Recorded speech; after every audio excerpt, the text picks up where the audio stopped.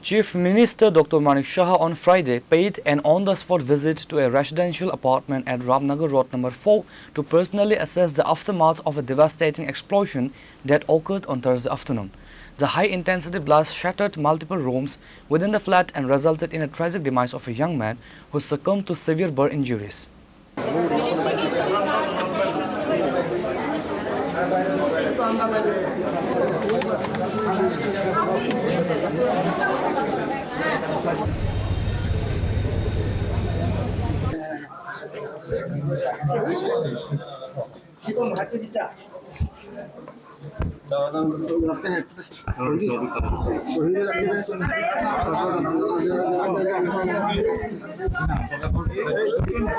Accompanied by senior police officials and administrative heads, the Chief Minister inspected the structural damage at the apartment building.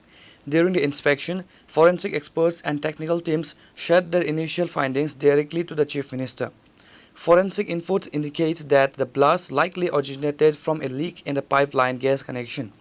Chief Minister Dr. Manik Shah mentioned that the victim, identified as SIP Abacus employee Suvrajit Chaudhary, suffered catastrophic 90% burn injuries. While plans were underway to airlift him to Kolkata for specialized treatment, he tragically succumbed to his injuries at the GB Pant Hospital late Thursday night. Another individual remains hospitalized and 10 to 12 adjacent flats suffered heavy structural damage. কালকে তো আমরা সবাই দেখেছি, এটা social মিডিয়াতেও দেখেছি। আমাদের যখন প্রায় দুপুর 12টার সময় ঘটনাটা ঘটেছে এখানে, এবং অত্যন্ত দুঃখজনক ঘটনা। এবং আমাদের মেয়র সাহেবকে আমি বলেছিলাম, সাথে সাথে আমিও আরেকটা কাজে ব্যস্ত ছিলাম, তো উনি এসেছিলেন সাথে সাথেই। আর এখানকার আমাদের যারা ছেলেরা আছেন তারাও ঝাঁপিয়ে পড়েছিল। এবং সুব্রজিৎ চৌধুরী নামে অল্প বয়স, এবং শুনলাম খুবই ভালো ছেলে।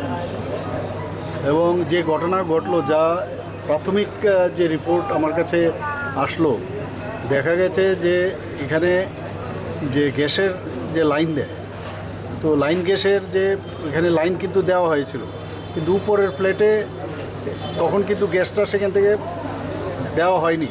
কিন্তু উপরের ফ্ল্যাট যে আছে সেখানে নাকি ওরা যেহেতু চেয়েছে যে আমার এখানে লাইন গ্যাস দরকার, ওটার লাইন দিয়েছে, কিন্তু এখানে কিন্তু এটা খোলা ছিল, ওই যে লাইনটা ইন্টারনাল যে কাজ করেছে।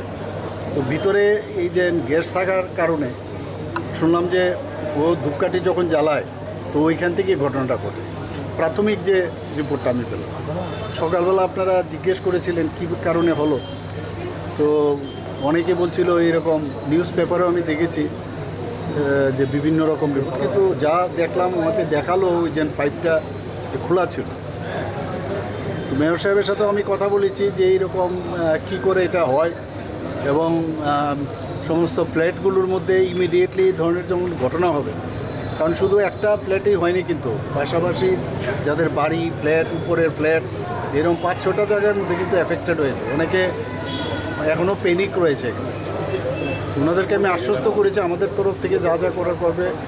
এবং আমাকে কালকে একজন বলল যে ওকে কলকাতায় নিয়ে যেতে চায়, এবং আপনি একটু বলে দেবেন যাতে ও গেলে যাতে তাড়াতাড়ি ওর ট্রিটমেন্টটা হয়। আমি ওনাকে বলি যে 90% ওর বার্ন। তো আমি আধিকারিককে বলেছিলাম, সেক্রেটারি মহোদয়কে, যে আপনি দিল্লিতে কথা বলে, তো সেইভাবে তৈরি ছিল। কিন্তু দুঃখের বিষয়, অত্যন্ত দুঃখের বিষয়, আজকে সকালবেলা আর ওনাকে ধরে রাখা গেল না। ডাক্তারবাবুরা অনেক চেষ্টা করেছে, তো ওর আত্মার সদ্গতি কামনা করি। টিএনজিসিএল যে গ্যাস সরবরাহ করলো, ওরা কি ফ্ল্যাটের ওদেরকে জানায়নি যে ওরা? এটাই তো অদ্ভুত লাগলো আমার কাছে। এটাই তো বিষয়টা, তো এই জায়গায় দুর্ঘটনা তো দুর্ঘটনাই।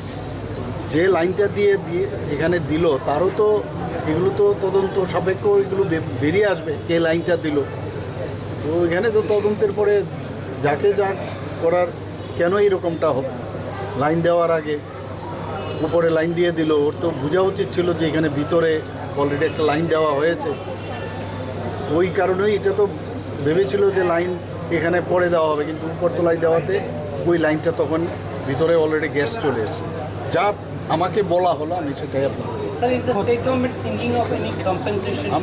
সেটা তো আমরা করবো। ডিজাস্টার, এটা একটা ডিজাস্টারের মধ্যেই আমি এসডিএমকে বলে দেবো আজকে, এবং ডিএম সাহেবকেও বলবো সমস্ত যা যা ক্ষতিগ্রস্ত হয়েছে যা যা আছে আর এমনিতেও আমরা হেল্প করবো।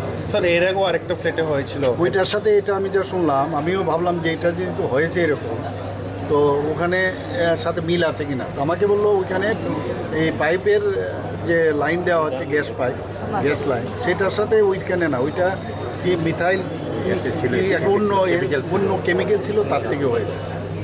আমরা একটু এই বিষয়ে একটা বড় একটা আমার মনে হয় সবার সাথে কথা বলে যারা এই বিষয়ে বিশেষজ্ঞ কীভাবে আর ফার্দার যাতে না হয় একটা কমিটি করে সেইভাবেই সমস্ত যারা ফ্ল্যাট ওনার্স আর এই বিধানসভার মধ্যে সবচেয়ে বেশি ফ্ল্যাট কাজে একটা পলিসি বা একটা নির্দেশিকা অ্যাডভাইজারি আমরা তৈরি করবো আগামী এটা তো সাংঘাতিক বিষয়।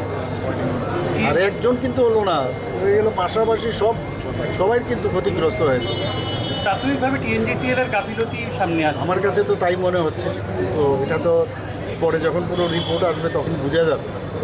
The state government has issued an immediate advisory to the municipal authorities and gas distribution agencies to conduct mandatory safety checks on domestic pipeline configurations across high-rise buildings in Agartala.